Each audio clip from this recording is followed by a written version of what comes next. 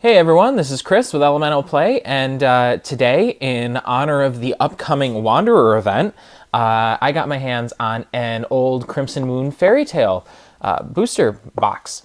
I don't remember exactly what year this one came out in. See if it's on the back here somewhere. I don't see a copyright date or anything like that, so maybe it'll say something on the inside. But this set, I believe, is a couple years old at this point, at minimum. And it has some cards I need. So I found the box real cheap, and I figured I'd just go ahead and pick it up because I always like to round out my collection. I'm a little bit of a collector myself. And it's always easy when I'm trying to build a deck to just have whatever I need. I don't really like proxying and testing, and while I'm testing rather. So I just go this route sometimes, especially if I can get the box cheap. I think I got this for, I don't know, 40 bucks or something, which isn't too big a deal. Some of the older sets really aren't worth much money right now, just because there isn't a heavily supported format. But I imagine in the future, as as Force of Wilco starts to support Wanderer a little more, we'll see more of these go up in price, especially if the game catches back on. So I haven't opened an older pack in a little bit. I opened these older boxes back when I first started, but I've only been playing the game for like a year and a half at this point. So I'm going to call out, a couple of things that I noticed right away. First of all, obviously, this is the cardboard style box. They've mostly moved away from this flimsier cardboard, although with one of the newer sets, they did give us this again, which I was surprised by. I think it was Time Spinning Witch, right? Which I've got the playmat for here. Another thing I noticed is these booster packs are definitely made differently. They have a taller crimp on the top. It's a different material, a little kind of on the foily side. So I'm kind of interested in that. But let's open this up. That's something else I thought might happen. There's no QR code in these. So I've seen that once before. I don't remember what set it was with, but occasionally you don't get the QR codes in some of these sets. I'm guessing it's just before they started doing that. For those of you who are really new to the game, you may not know that these cards have a different art style. I'm trying to get some focus in on this here so you can see it a little better. Yeah, it's probably pretty good, huh? There. So these cards have a little different art style. They've got a little different border style. You can see that, even with the way they display the colorless symbol here, it's out to the edge. They've got your attack and defense down at the bottom. Different borders. So this is what the older style looked like. These are still, I still really like the cards quite a lot.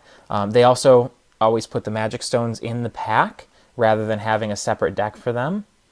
Oh, there's my first super rare, very nice. Swordsman of the Full Moon. You can see my last two cards here are both foil, the super rare and the rare. The foiling was very different, more of a rainbow sheen to it.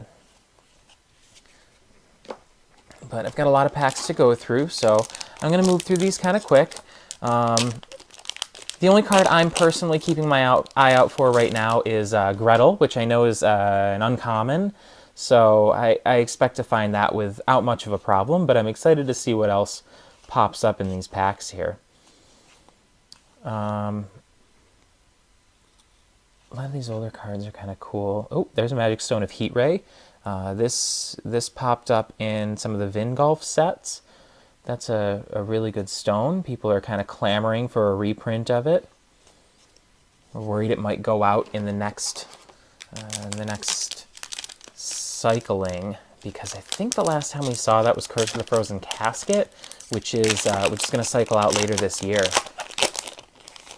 I would think they'll reprint it. I'd be really surprised if they didn't give us some form of dual stone, because that's so key to being able to make a deck that can kind of do a lot. But we'll keep an eye out and see. All right, here's Hansel. So he or she is the kind of mate to Gretel in this set. This card cannot be attacked as long as you control Gretel. Whenever the card deals damage to your opponent, draw a card. It's not a bad card. Not great, though. I think we've seen some power creep over the past few sets. I don't even know if I'd call it creep. I think it's been pretty blatant. They're strong. So that's something that you'll definitely notice in some of these older sets. I always compare to Magic because that's really where a lot of the conversation I hear lies is right around Magic. So it's interesting because it's so easy to compare everything to that when that's all you hear about. But Magic was well known for having a lot of power creep in it. It started as a really almost overpowered game with things like your Black Lotuses and your dual lands. Oh, nice. Okay, so here's our first ruler. I'll come back to that conversation in a second. Pandora is a very neat ruler. If I'm not mistaken, she has 2 different J-ruler sides, depending on which one you draw. So this one's Pandora of Dark. There's also a Pandora of Light. And the ruler side isn't differentiated, which is... although, you know what, I could be wrong on that. You might have... Oh, yeah, no, pay Light and Dark and 3 more. Yeah, so the ruler side isn't differentiated, so you don't know what you're going to get on the other side when you're playing against someone who's playing Pandora. They did that with a few different rulers, and it kind of makes it fun for the player and for their opponent. I'm sure that you can, with some of them, kind of tell which one you're going to get based on what kind of deck they're playing, but with something like this that has an enter ability of your opponent discarding his or her hand, it might not be as obvious because you're playing pretty much whatever colors you want. You're definitely playing Light and Dark in some way in order to flip this, but that's about it. But with this ruler, it's also interesting because she is objectively weak. She doesn't do anything. She just calls stones for you for 5 turns until you can flip her. And then, even then, she's only a 4/8, which is nothing, and her ability activates once. I can't see this even making it into a meta now, so this will not show up in Wanderer. It's kind of amazing to look at this and think that at one time that was considered a viable ruler, because it's just not anymore. But I'm still excited to get it. I'm kind of trying to collect all the rulers. At some point, I'd even like to get my hands on like the Valhalla sets. I don't know if that's reasonable. Those are expensive and hard to get your hands on, but it might happen. So nonetheless, we were talking about power creep. Magic always had a problem with it, but it also started with some really powerful cards right off the bat. Here's another dual stone that we haven't seen much of in the newer sets. So you had your Black Lotuses and your dual lands and your absurd combos that you could create, but Magic was a little different because they also didn't think that people were going to play the game by constructing decks.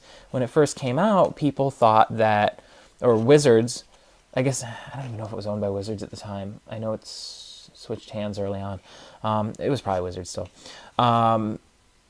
They kind of thought that people would just open packs and play with whatever they got, which was, I guess, kind of a naive way to look at it, to assume something like that. But, of course, I guess if you don't know that your game is going to catch on, you can't really assume much, can you? So nonetheless, the cards were really, really powerful when they started.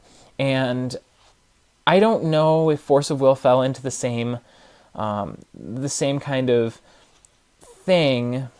I would say they didn't so much, although with a couple cards, I guess that could be argued opposite. Because we've got things in the older sets like your Black Moonbeams that, just instant speed, was it 2 cost? Destroy target ruler. And that's amazing. It's something that every deck would run. And then you've got things like your Reflect Refrain ruler that you could flip back and forth. Again, really, really good, and it had some really absurd abilities, really good combos that you could use on it. But overall, none of that was really... It was strong, but it wasn't necessarily that overpowered. Every once in a while you get a combo that was just almost game-breaking, but it's only because those cards weren't counterable at the time.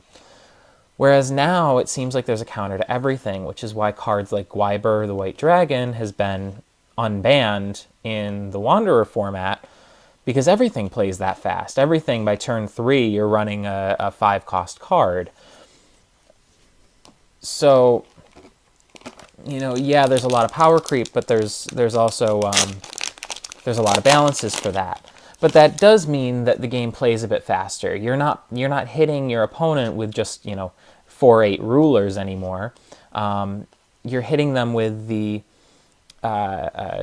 you know, a 15/15 flyer or something, and that obviously moves the game faster. I'm actually surprised how many of these dual stones I'm running into in this set. I do want to talk about that, because these are generally pretty valuable. So seeing them pop up so much is kind of a surprise. People are looking for these cards. And I just always assumed that they were kind of hard to come by. And there's another one, Black Silence. Oh, oh wow! What this is a stone pack. I've never seen. This is really cool. This is all just straight up dual stones. I wonder if this is like a god pack of a sort for this set. I would have preferred to see, you know, some super rares in here, but that is a really cool thing to open. I didn't know that they made these. So, and they're all foil. Cool. That's a good find. I'll put that to the side and it can sit with one of my other stones here, I guess. What surprises me is I still haven't found a Gretel, which is the card that I kind of need. I mean, I guess worst comes to worst, I can just order it, but that wasn't the point of buying this set. I guess all the dual stones are showing up in foil, aren't they?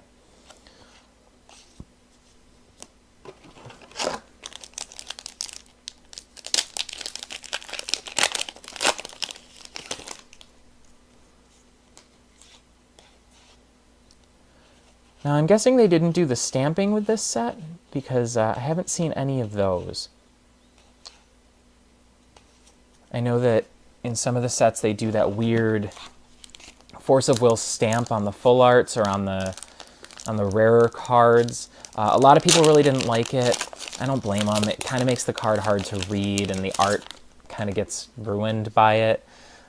So I can definitely agree with that. I kind of like that art. I like purple, I guess. Anything I see in purple, I'm kind of like, ooh, pretty. Super rare, Juliet the Hope.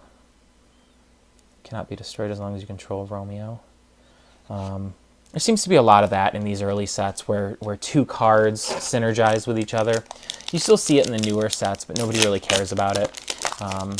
You'll run rulers that have a special ability that only works with, you know, a certain card in your deck or something, and nobody will run the card anyway. So, Athos, the Three Musketeers. I'm glad that he's all three of them. All right. I'm trying to think. Maybe Gretel was a rare. Maybe that's why I'm not running into it as much as I thought I would. It's not worth much, so. Not that that matters. A rare's a rare. Magic Stone Wind. Another super rare. It is funny, though. The art style is really different. They went from more of a kind of a hand-drawn feel to it in the old sets to more of the, I don't know if it's computer-generated feel. The colors are more vibrant in newer sets, that's for sure.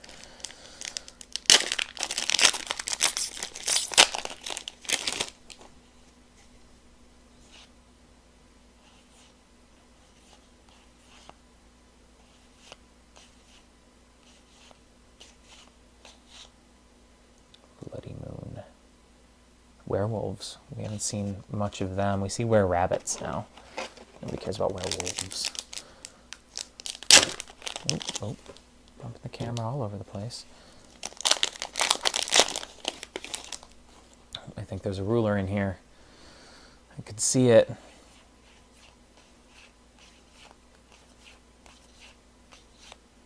Ah, see, that's kind of cool, though. So I got the Pandora of Light ruler. Enter, destroy all resonators. But see, so the front side's the same. Pandora Girl of the box. Can't differentiate between them. Even, I believe even the numbers on the bottom are the same. Yep, they show off the same numbers on the bottom, if you can see that there. And then when they flip, you get two different things. I liked this concept, and I'd love to see more of it where you don't know what ruler you're going to get. But I'd like to see it with something a little stronger. Both of these are particularly weak rulers. I mean, cool, you destroy all resonators, but then what? You've just got a 4-8 on the field alone. So they, go and flip their ruler, and then that's it? It's over? Yeah, there's just not much going on there. I don't see how you could play those. Those are like Vingolf 2 rulers at best. Vingolf 1 or 2. Just weak. Let's see.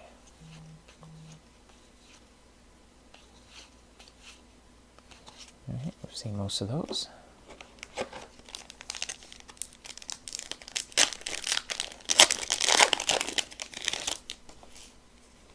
I like this murderous snowman. That's kind of cute.